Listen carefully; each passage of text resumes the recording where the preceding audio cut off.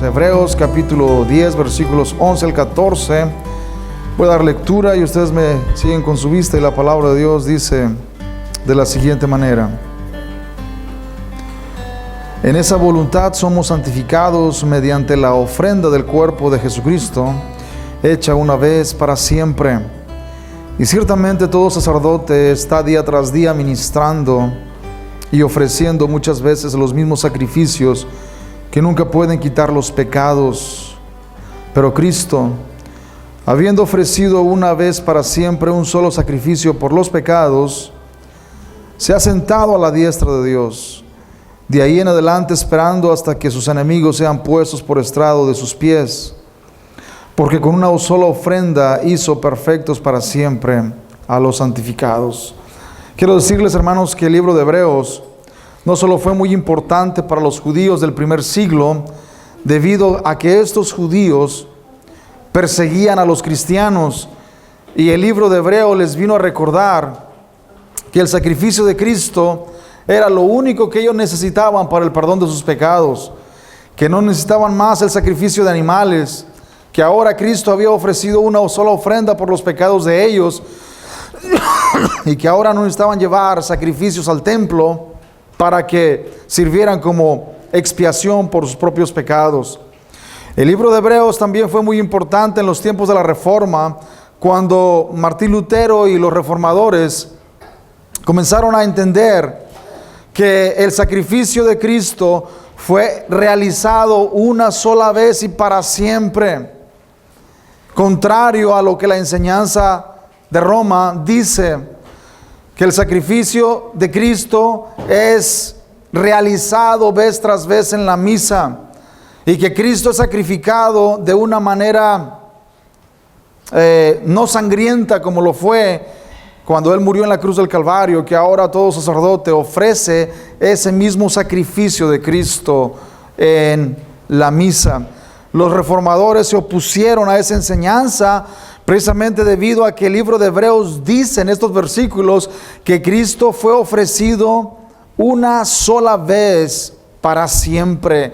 La ofrenda de Cristo por el pecado de los escogidos, hermanos, fue realizado una sola vez. Así que estos versículos y el libro de Hebreos, hermanos, fueron algo muy importante, no solamente en el primer siglo, pero también en el siglo XVI, cuando los reformadores estaban sacando a la luz las enseñanzas del Evangelio de la gracia de Dios. Y yo quiero en esta mañana hablar de 3 resultados de la obra consumada de Cristo, los cuales podemos ver en estos versículos que leímos. Y el primer resultado de la obra consumada de Cristo es que Él se ha sentado a la diestra de Dios en el cielo mismo. Este es el primer resultado, hermanos, de la obra de Cristo en la cruz del Calvario. El autor de Hebreos dice que Cristo, habiendo ofrecido una vez para siempre un solo sacrificio por los pecados, se ha sentado a la diestra de Dios. Este hecho, hermanos, nos habla de soberanía, de poder y de autoridad. Cristo está reinando a la diestra de Dios con la autoridad y el mismo poder de Dios. El autor de Hebreos contrasta lo que hacían los sacerdotes en el tiempo del Antiguo Testamento y lo contrasta con lo que Cristo hizo. Cómo los sacerdotes entraban día tras día a ofrecer los sacrificios por los pecados del pueblo. Sacrificios que no podían quitar los pecados. Pero dice que Cristo, habiendo ofrecido un solo sacrificio por los pecados, fue efectivo. Porque no solamente murió, pero también resucitó entre los muertos. No solamente resucitó, pero también ascendió al cielo y se ha sentado a la diestra del poder de Dios. Hermanos, ¿qué significa esto? Significa que el sacrificio de Cristo no solamente, hermanos, es efectivo y perfecto, pero que también tiene toda la autoridad y todo el poder ahí donde Él está sentado a la diestra de Dios para poner a todos sus enemigos por estrado de sus pies. Y esto es lo que el autor de Hebreos muestra en el versículo que sigue. Pero yo quisiera que antes de ver el versículo que sigue, vayamos a Marcos capítulo 16, versículo 16, del capítulo 16, versículo 19 del Evangelio de Marcos. Veamos lo que escribió el evangelista Marcos en este versículo. Capítulo 16 y versículo 19 dice: y el Señor, después que les habló, fue recibido arriba en el cielo y se sentó a la diestra de Dios. Después que Cristo, hermanos, resucitó entre los muertos, después que Él se levantó de entre los muertos, Él ascendió a la diestra del Padre, ascendió al cielo y se sentó a la diestra de Dios. Ahí en 1 de Pedro capítulo 3 versículo 21 y 22 también encontramos algo similar. 1 de Pedro 3, 21 y 22. Y dice de la siguiente manera: el bautismo que corresponde a esto ahora nos salva, no quitando las inmundicias de la carne, sino como la aspiración de una buena conciencia hacia Dios por la resurrección de Jesucristo, quien habiendo subido al cielo está a la diestra de Dios, y a Él están sujetos ángeles, autoridades y potestades. Hermanos, Él no solamente murió por nuestros pecados, pero también resucitó de entre los muertos, y Él ascendió a la diestra de Dios, a quien le están sujetos no solamente ángeles, pero también autoridades y potestades. El segundo resultado de la obra de Cristo es el siguiente: todos sus enemigos serán puestos por estrado de sus pies. Es lo que dice el versículo 13 de Hebreos, los versículos que leímos. Si vemos ahí en el versículo 13 del capítulo 10, dice: de ahí en adelante esperando hasta que sus enemigos sean puestos por estrado de sus pies. Hermanos, ese es un lenguaje de conquista, es un lenguaje de victoria. Es un lenguaje donde el Cristo resucitado asciende al cielo, se sienta a la diestra de Dios, y ahí, hermanos, se queda reinando desde el mismo cielo, esperando hasta que sus enemigos sean puestos por estrado de sus pies. El escritor de Hebreos, hermanos, cita el Salmo 110 en este versículo. El Salmo 110 fue uno de los salmos más citados por todos los escritores del Nuevo Testamento. En ese salmo encontramos cómo el salmista David, inspirado por el Espíritu Santo, habla de la victoria del Mesías. Habla del triunfo y la victoria de Cristo. Y cuando Cristo viene y muere en la cruz del Calvario, resucita de entre los muertos y asciende al cielo, los apóstoles predicaban una y otra vez que Cristo había resucitado y había ascendido al cielo y se había sentado a la diestra de Dios. Y que ahora ellos anunciaban el perdón de pecados en su nombre. Y que ahora todo aquel que reconociera que es un pecador y que necesita de la gracia de Dios, podía encontrar el perdón de pecados, debido a que Cristo había muerto, resucitado de los muertos y ascendido al cielo, y se había sentado a la diestra de Dios. Y este versículo nos recuerda, hermanos, esa victoria que Cristo ganó en la cruz del Calvario. Cristo obtuvo una victoria. Cristo, hermanos, conquistó la muerte y el pecado. Cristo venció al diablo. Pero muchos pueden pensar: si Cristo derrotó al diablo, entonces ¿por qué vemos al diablo haciendo sus diabluras todavía? ¿No es cierto? ¿Por qué vemos que el diablo continúa haciendo sus diabluras? Muchos creen que en realidad Cristo no derrotó al diablo, porque si lo hubiera derrotado, entonces el diablo no haría lo que está haciendo. Pero el ejemplo, hermanos, que yo uso y me gusta usar cuando alguien cuestiona esto, yo les digo que el diablo fue derrotado en la cruz y Cristo le aplastó la cabeza, y que es muy similar a cuando uno le corta la cabeza a una gallina, hermanos. ¿Qué sucede cuando uno le corta la cabeza a una gallina?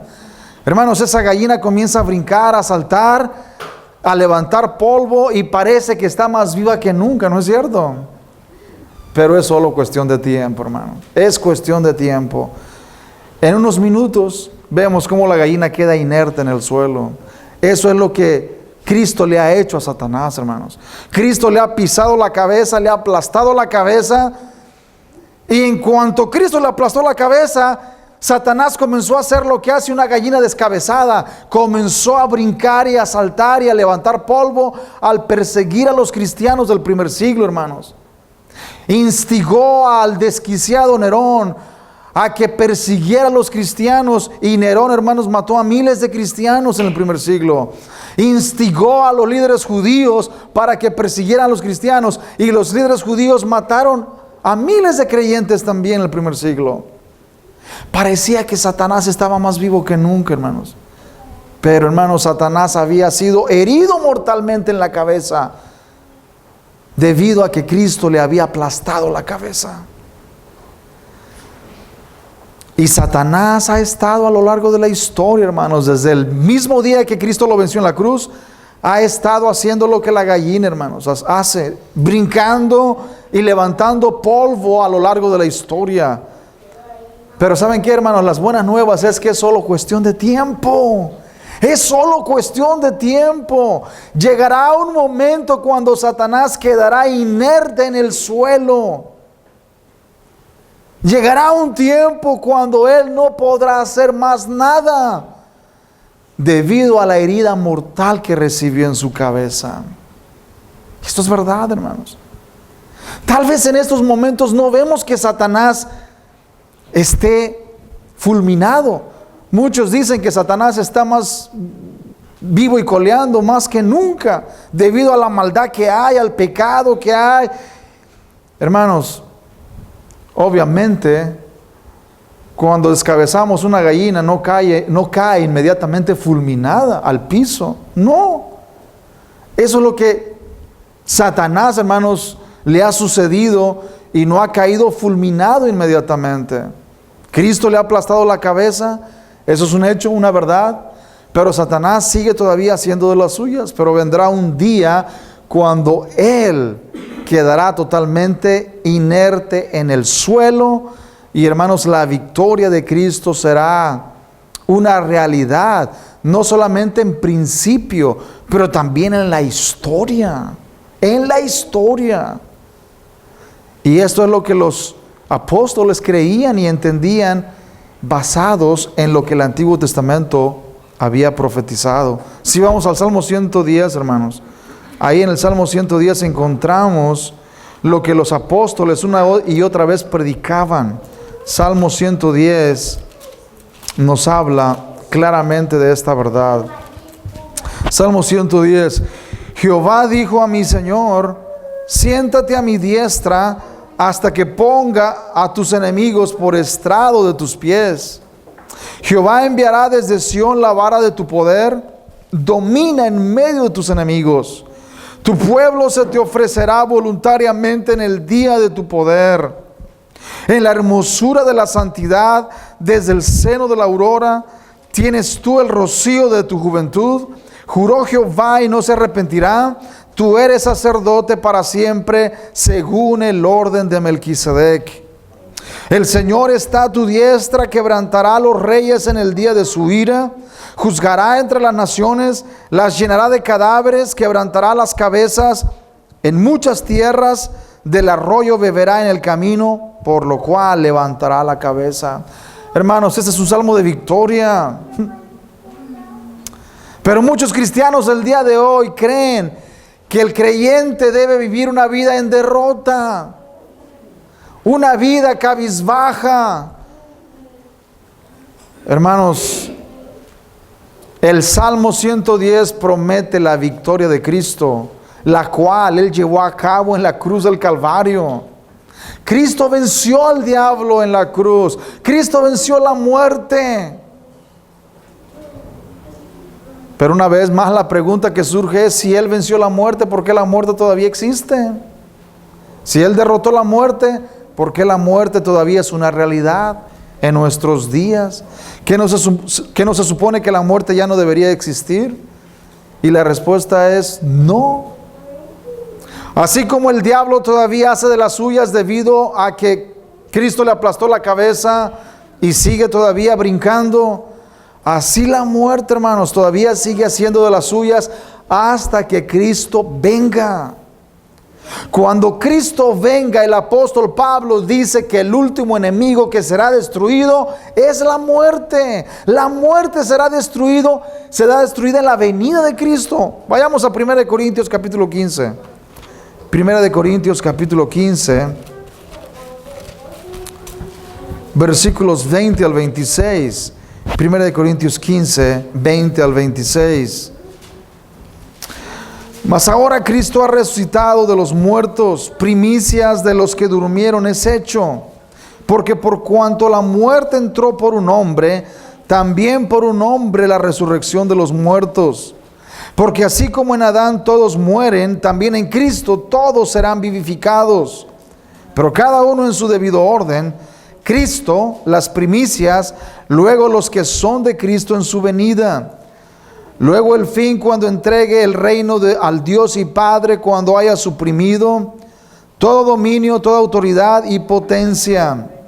Porque preciso es que Él reine hasta que haya puesto a todos sus enemigos debajo de sus pies, y el postrer enemigo que será destruido es la muerte.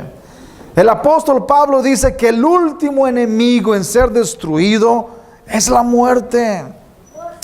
Hermanos, no solamente eso. Cristo, y aquí está la clave para la escatología que tantas personas y tantos cristianos, hermanos, no entienden y la tienen, hermanos, completamente equivocada en ese sentido. El apóstol Pablo dice que Cristo vendrá hasta que haya puesto a todos sus enemigos por estrado de sus pies. Y es lo que leímos en el pasaje de Hebreos. El autor de Hebreos dice también que Cristo se sentó a la diestra del Padre, a la diestra de Dios, esperando hasta que sus enemigos sean puestos por estrado de sus pies. Hermanos, en otras palabras, Cristo no vendrá a esta tierra hasta que sus enemigos sean puestos por estrado de sus pies. Y el último enemigo que va a ser puesto por estrado de sus pies y destruido es la muerte, en su venida, en su venida. Así que, hermanos, no se dejen llevar por esas noticias de que el anticristo está a la vuelta de la esquina, o que ya la bestia está en Europa, que ya están metiendo el microchip en la mano derecha, en la frente. Hermanos, eso no es así. Eso es escatología de periódico. No escuchen esas cosas. No le presten atención. Eso solamente asusta a la gente. Eso no es verdad. Ese microchip y todo eso, hermanos, no es lo que la Biblia dice.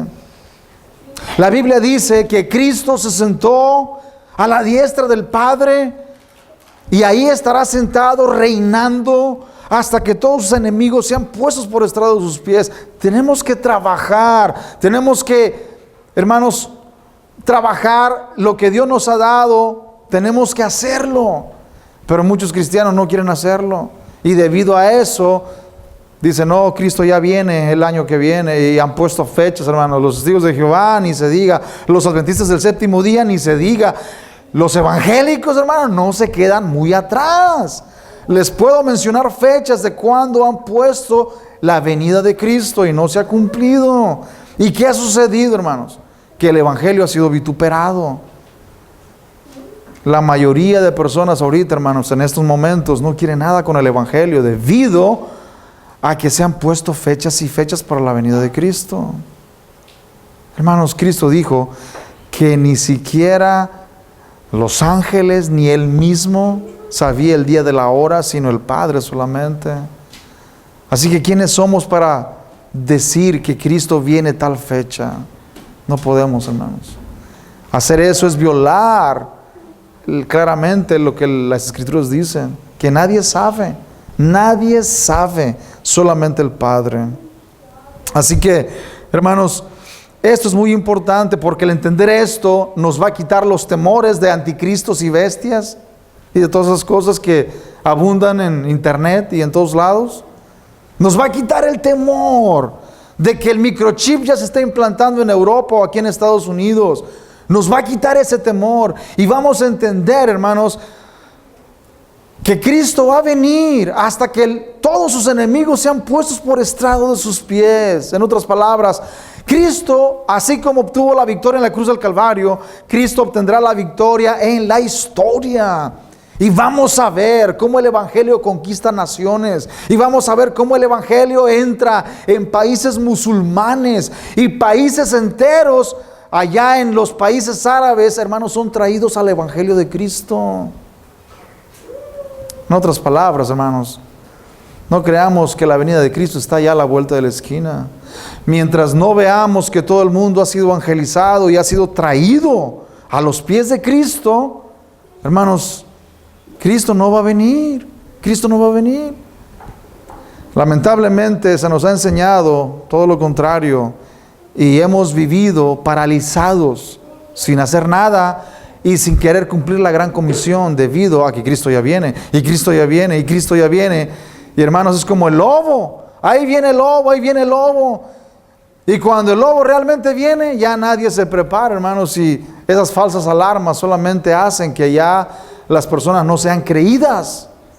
Y lamentablemente muchos predicadores, hermanos, han sido culpables de que el Evangelio no se ha creído en la actualidad, porque han dado falsas alarmas. Falsas alarmas. Y esto, hermanos, es en detrimento del Evangelio. El tercer resultado de la obra de Cristo, hermanos, es que hizo perfectos para siempre a los santificados. Versículo 14. Hebreos 10, versículo 14 dice: porque con una sola ofrenda hizo perfectos para siempre a los santificados. La palabra griega traducida como perfectos, hermanos, también significa completos, terminados y aptos. Lo que el autor de Hebreos quiere decir con esta frase es que con la ofrenda de Cristo quedamos completos y aptos para entrar al lugar santísimo, hasta la misma presencia de Dios. Que debido al sacrificio de Cristo en la cruz del Calvario, ahora podemos entrar al lugar santísimo y tener comunión con Él. Mientras que antes de Cristo, hermanos, no podía hacerse tal cosa. Solamente el sacerdote podía entrar al lugar santísimo. Solamente él tenía el privilegio y la capacidad de entrar a ese lugar santísimo. Pero ahora, con el sacrificio de Cristo, cada uno de los que creemos en Cristo podemos entrar hasta el lugar santísimo. El sacrificio de Cristo, hermanos, tiene varias implicaciones importantes para el creyente. Y por lo menos 3 quiero mencionar en esta hora, y es: número 1, que ha sido perfeccionado; 2, está siendo perfeccionado; y 3, será perfeccionado. Solo la fe cristiana puede beneficiarse de un evento en el pasado con realidades en el presente y también en el futuro. Solamente a través del sacrificio de Cristo podemos decir que hemos sido perfeccionados, que estamos siendo perfeccionados en este tiempo y que seremos perfeccionados en el futuro. Cuando Cristo venga, dice la Biblia, que nuestros cuerpos serán transformados. Seremos glorificados a la venida de Cristo. Cuando Cristo venga al final de la historia, la cual, hermanos, nadie sabe cuándo va a terminar, nadie sabe. Y si me preguntan que cuántos años creo yo que la historia todavía va a continuar, hermanos, muy difícil decirlo. Pueden ser 1000 años, pueden ser 2000 años, pueden ser 5000 años, pueden ser 10,000 años todavía. Porque, hermanos, solamente el Padre sabe cuándo la historia va a terminar. Solamente el Padre. No es nuestro problema. No es nuestro trabajo saber cuándo va a terminar la historia y cuándo Cristo va a venir. No es nuestro trabajo. Hermanos, una cosa tengo bien segura: que yo voy a morir. Eso sí me queda bien claro. Que es muy... La verdad, hermanos, que antes de que Cristo venga, yo voy a morir. Van a morir. Porque no sabemos cuándo va a terminar la historia. No sabemos cuándo al Padre le ha placido ponerle fin a la historia. Por lo tanto, hermanos, el evento que está más cerca de nosotros es la muerte. Y la pregunta es, ¿estás preparado para encontrarte con tu Creador? ¿Estás preparado para enfrentarte con Él? Hermanos, la muerte puede suceder el día de hoy, puede suceder el día de mañana. La muerte puede sorprendernos en cualquier momento. Eso es lo más seguro que va a venir, la muerte. Y lo más importante es prepararnos, estar preparados para cuando ese evento suceda.